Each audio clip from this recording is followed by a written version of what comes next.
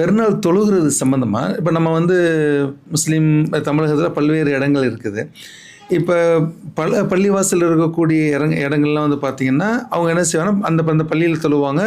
ஊர் சைட்லாம் வந்து பார்த்திங்கன்னா ஈத்கா மைதானம்னு சொல்லியிருக்கோம். ஒரு பள்ளியிலிருந்து மொத்தமாக எல்லா தக்பீர்லாம் ஓதி போய் அந்த ஈத்கா மைதானத்தை தொழுவாங்க. இப்போ சென்னை மாதிரி இருக்கக்கூடிய பெருநகரங்களில் அந்தந்த ஏரியாக்கள்லேயே தொழுறாங்க. இப்போ ஒவ்வொரு பள்ளிவாசலையும் அங்கே தொழுறாங்க. இப்போ சமீபத்தில் வந்து ஒரு சில வார்த்தைகள் கேள்விப்படுறோம். நபி வழியில் திடல் தொழுகை அப்படின்னு கேள்விப்படுறோம். அப்போ திடல் தொழுகை அப்படின்னா என்னென்னு நமக்கு அது தெரியல. இப்போ நபி வழியில் திடல் தொழுகைன்னு சொல்லி வரும்போது சாதாரண மக்களுக்கு ஒரு கேள்வி என்னதுன்னா, இப்போ நம்ம இவ்வளோ காலம் குரான் இந்த ரசுல்லாவை தான் நம்ம ஃபாலோ பண்ணிகிட்டு இருக்கிறோம். இப்போ திடீர்னு நபி வழியில் திடல் தொழுகை நம்மளாம் ரசுல்லா வழியில் இல்லையோ அப்படின்ற ஒரு ஐயத்தை வந்து இந்த வார்த்தைகள் வந்து ஏற்படுத்துது. அப்படி ஒரு குழப்பத்தை ஏற்படுத்தக்கூடிய இந்த வார்த்தைகள் நபி வழியில் திடல் தொழுகைன்னு சொல்கிறாங்களே, இது சரியான முறையாது? இது சரியானதல்ல. இன்னும் சொல்ல போனால் திடல் தொழுகை அப்படின்னு அவங்க சொல்கிறதே தவறு. திடல் தொழுகைன்றா தொழுகைக்கு பேர் வைக்கிறாங்க திடல்னு. திடல் தொழுகை, திடலில் தொழுகை அது வேறு. திடல் தொழுகைன்னு சொல்லுவாங்க. அதான் நமக்கெல்லாம் ஆச்சரியம். இல்லாத தொழுகை வந்து புகுத்துறீங்களாங்க. இருக்கிற தொழுகையெல்லாம் இல்லைன்ட்டீங்க. தராவிய தொழுகை இருக்குது, அது இல்லைன்ட்டீங்க. தஸ்பீஹ் தொழுகை இருக்குது இல்லைன்ட்டீங்க. கல்லா தொழுகை இருக்குது இல்லைன்ட்டீங்க. இருக்கிற தொழுகை இல்லைன்ட்டீங்க. திடல் தொழுகையும் ஒரு தொழுகையும் மார்க்கத்தில் இல்லை, அதை கொண்டு வரீங்களே. இல்லை திடலை தொழுகிறாங்களே, திடலில் தொழுகைன்னு சொல்லுங்க. அது என்ன? அப்போ நம்ம வந்து கேள்விப்பட்டிருக்கோம் தஸ்பீஹ் தொழுகை, தஹஜ்ஜுத் தொழுகை, துஹா தொழுகை அவங்க கேள்விப்பட்டிருக்கோம். திடல் தொழுகை ஒரு தொழுகை இல்லை, ஆனால் இவங்க திடல் தொழுகை திடலில் தொழுகை சொல்லலாம். இல்லை திடலில் தொழுகையை தான் நாங்கள் திடல் தொழுகைங்கிறோம். அது எப்படி சொல்லலாம்? ஒரு ஆள் கடையில் தொழுகிறாரு, கடையில் தொழுகையா கடை தொழுகையும் முடியலாம். கடையில் தொழுகை. ஆமாம். வீட்டில் தொழுகிறாரு, வீட்டு தொழுகை அப்படியா சொல்லுங்க? வீட்டில் தொழுகை அப்படி தானே. ரயிலில் ஒரு ஆள் தொழுகிறாரு, ரயில் தொழுகை அப்படிங்களா? ரயிலில் தொழுகை. அப்போ ஆனால் அந்த பேர் வச்சதே தப்புவாங்க. சரி, இவங்க என்ன சொல்கிறாங்க? நபி ஸல்லல்லாஹு அலைஹி வஸல்லம் அவர்கள் மைதானத்தில் தான் பெருநாள் தொழுகையை நிறைவேற்றிருக்கிறார்கள். ஆகவே அப்படித்தான் நிறைவேற்ற வேண்டும் என்பது அவருடைய வாதம். நம்ம என்ன சொல்கிறோம்னா, திடலிலும் தொழுவானாம், பள்ளிவாசலும் தொழுவானாம், ரெண்டும் உண்டு. இப்படித்தான் அப்படி வரையறுக்க வேணாம் அப்படிங்கிறோம் நம்ம. ஏன் அப்படின்னு கேட்டால் காரணம் இருக்குது. நான் நபி ஸல்லல்லாஹு அலைஹி வஸல்லம் மதீனாவில் இருந்தபோது அவர் திடலில் தான் தொழுதாங்க, அதில் சந்தேகமே கிடையாது.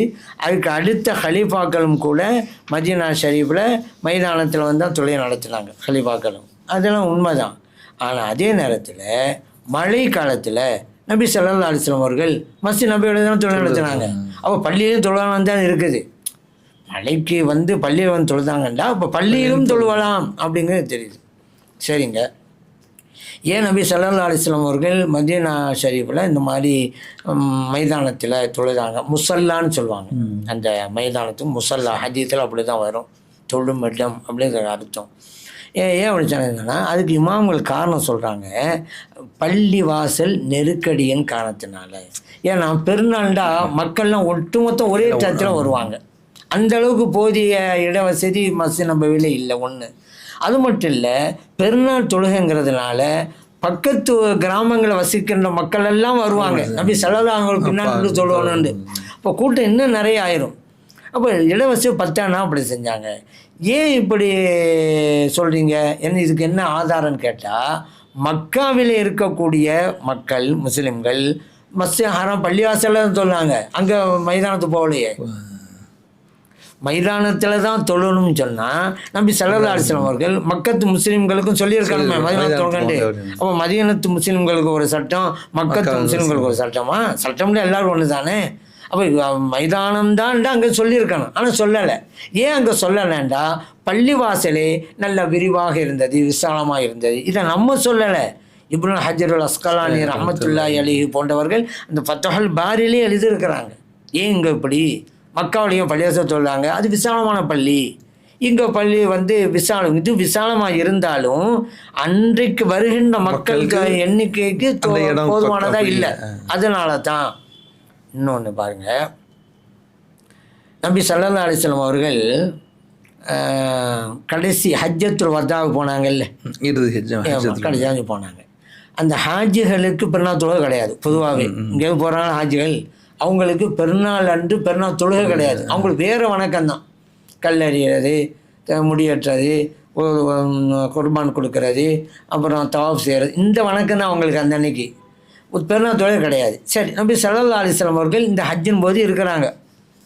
அந்த அன்னைக்கு தொழுகை நடந்து தானே இருக்கும், மக்கத்து முஸ்லீம்கள் நடந்து தானே இருக்கும்.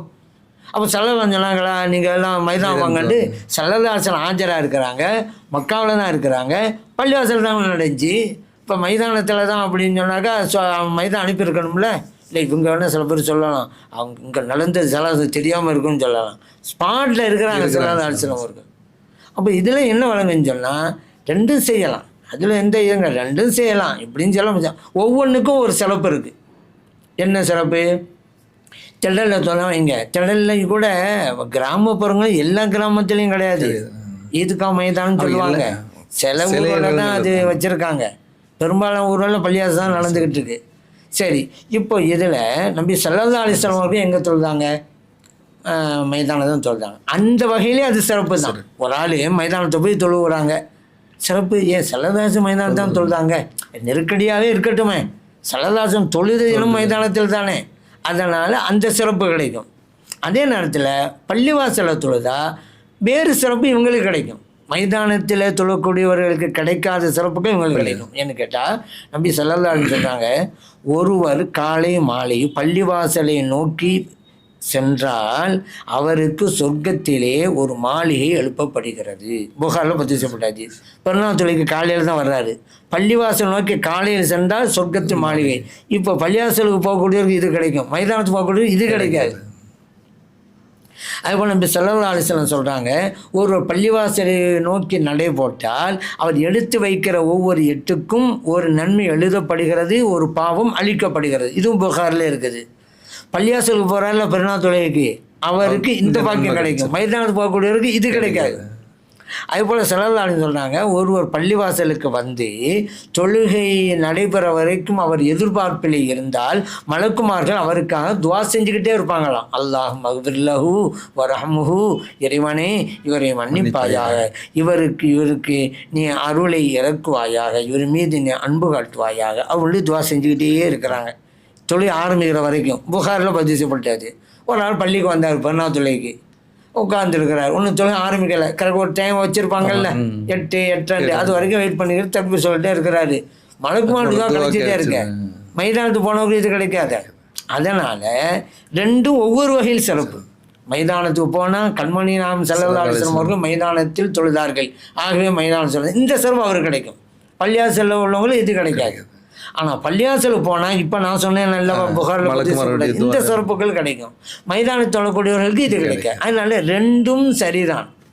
இதில் வந்து சில அமைப்புகள் தான் இதில் தீவிரம் காட்டாங்க. சொல்லுவாங்க நபி வழி அப்படிங்கிற வார்த்தையை வச்சுக்கிட்டு, அவங்க நபி வழி என்றால் இன்னும் புரியலை, அதனால தான் திடல் தொழுகைன்ற பேர் வச்சு அறியாமை வெளிப்படுத்துகிறாங்க. இதில் எந்த அளவுக்கு அவர்கள் பிடிவாத போக்கள் இருக்கிறாங்கிறதுக்கு ஒரு உதாரணம் சொல்கிறேன். ஒரு ஊரில், அந்த ஊர் பேர் நான் உங்களுக்கு சொல்லலை, ஒரு அமைப்பை சார்ந்தவங்க, அந்த அமைப்புடைய பேரையும் நான் உங்களுக்கு சொல்லலை, தட்டி வச்சாங்க. எங்கள் மக்கள் போகிற வருகிற கடைத்தெருவில் ஒரு தட்டி வைக்கிறாங்க. பெருநாள் தொழுகை இந்த திடலில் இந்த இடத்தில் நடக்கும். அதுக்கிட்ட இன்னொன்று சொல்லிக்கிறவா, இன்னொன்று சொல்லிக்கிறேன், திடல் தொழுகைன்னு சொல்லிவிட்டு இப்போ திடலுக்காக போகிற இல்லையே, ஏதாவது பிற சமூகத்தை வழிபாடு தளம், ஸ்கூல் கிரவுண்டு, இப்படி தான் போயிட்டு இருக்கிறாங்க. சொல்கிறது என்னமோ திடல் தான், ஆனால் அங்கே பார்த்தாக்கா சரி திடீர்னு மழை வந்து அந்த ஸ்கூலுடைய கிரவுண்டில் தான் ஏற்பாடு மழை வந்துங்க, எல்லாம் அந்த ஸ்கூலுக்கு போய் அங்கே தொழுகிறாங்க. என்னங்க இது, நம்மளாம் பள்ளியில் தொழுதுட்டு இருக்கோம். மழை காலத்தில் ஸல்லல்லாஹு அலைஹி வஸல்லம் அவர்கள் பள்ளியில் தொழுறாங்க, நம்ம பள்ளியில் தொழுகிறோம் மழை பெஞ்சோன்னே, அவங்களாம் ஸ்கூல் கட்டத்துக்குள்ளே தொழுதுட்டுருக்காங்க. ஏன், அவங்க எடுத்த முடிவுனால வந்த வேணாம். சரி, இந்த மாதிரி பண்ணுவீங்களேன். சரி, இப்போ நம்ம பாயிண்ட்டுக்கு வர்றேன். அப்போ அதனால் இவங்க வந்து இந்த பிடிவாத போக்குனால ஒரு போர்டு வச்சாங்க. போர்டு என்ன, பெருநாள் தொழுகை இந்த இடத்தில் நடக்கும் அப்படின்னு போட்டு வாங்கலும் பிரச்சனை இல்லை, மாதவிடாய் நிலையில் உள்ள பெண்களும் வருக அப்படின்னு எழுதி வைக்கிறாங்க. நான் என்ன சொல்கிறேன், அந்த கடத்தெருவில் ஆனால் மாதவிடாய் நிலையில் இருக்கக்கூடிய பெண்களும் வந்தார்கள் அப்படின்னு ஹதீஸில் இருக்குது, அது வேற. இந்த வாசகத்தை எங்கே எழுதி வைக்கிறது? முஸ்லீம் பெண்களுக்கு மட்டும் அவங்க இருக்கிற இடத்துல மட்டும் சொன்னால் பிரச்சனை இல்லை. இப்போ பொது இடத்துல எவ்வளோ பேர் வர்றாங்க போகிறாங்க, எத்தனை பெண்கள் வர்றாங்க, பிற சமூகத்து பெண்கள் வர்றாங்க. அந்த போர்டை படித்தா மாதவிடாய் பெண்கள் தான், அவங்களே கூசிட்டு போக மாட்டாங்க. நம்மளுடைய சமூகத்தில் நம்முடைய பெண்கள் வந்து தொழுகை இல்லைன்னு தான் சொல்லுவாங்க. அதை கூட அந்த வார்த்தையை கரெக்டாக சொன்னாங்க, தொழுகை இல்லை, கரெக்ட். அவ்வளோ இருக்கும்போது சில வார்த்தைகள் அப்படி வச்சிருக்கிறாங்க. தலாக்கு கொடுத்தால் அப்படிங்கிறதுக்கு வார்த்தையை சொன்னான்னு தான் சொல்லுவாங்க. அந்த தலாக்குங்கிற சொல்லையே நாங்கள் விரும்பலன்னு அர்த்தம். அவர் வார்த்தை சொல்லிட்டாராம் அப்படிம்பாங்க. தலாக்கு என்ன வார்த்தையை சொன்னார், தலாக்குங்கிறத அந்த வார்த்தையே இஸ்லாமிய சமூகம் எவ்வளோ வெறுக்குதுங்கிறது. அதே போல் இந்த பன்றி இருக்கிறதால பன்றியும் சொன்னார், 4 கால் பட்டம் சொல்லுவாங்க. ஏன் அது நஜிஸ், அந்த நஜிஸை வார்த்தையே நம்ம சொல்ல வேணாங்கிறது. அதே போல் நான் மாதவிலக்கில் இருக்கிறேன்னு சொல்லவே மாட்டாங்க. எனக்கு தொழுகை இல்லை அப்படின்னு சொல்லுவாங்க. தொழுகை இல்லை, நம்ம வழங்கிக்கிறணும். நான் தொழுவாமல் தொழுகை இல்லாமல் இருக்கிறேன் அப்படிலாம் வழங்கிக்கிறணும். எவ்வளவு நாகரிகம் உள்ள சமூகத்தில் போய் மக்கள் நடமாடுகிற இடத்துல, வர்ற இடத்துல மாதவிடாய் அப்படின்லாம் சரி, அந்த வழியே ஒரு இஸ்லாமிய பெண்ணு போகிறான்னு வச்சுக்கிறோங்க. 4 பேர் மாதவிடாய் பெண்கள் வரணும்னு சொன்னால் அந்த இஸ்லாமிய பெண்ணுக்கு எவ்வளவு கூச்சம் வரும்.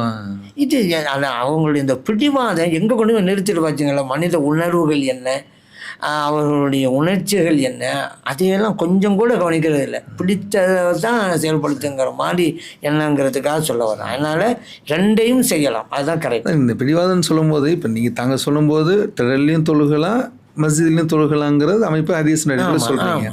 ஆனால் இப்போ இந்த திடலில் தொழுகிறவங்க எல்லா வருஷமும் அந்த ஒரு மைதானத்தில் போய் தான் தொழுகிறாங்க தவிர, சரி ரசூலுல்லாஹ் அப்படி சொல்லிருக்காங்க, பள்ளியில் தொழுகிறதே இல்லை. அதான் நம்ம 2ஐயுமே ஏற்றுக்கொள்ளும்.